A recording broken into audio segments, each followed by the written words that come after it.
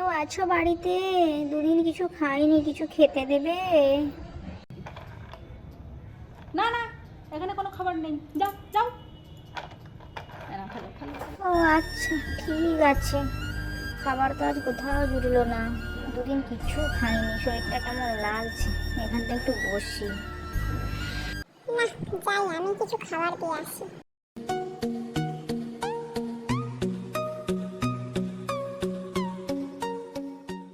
এই নাও, এটা আমি তোমার জন্য নিয়ে আসছি, এটা খেয়ে নেবে।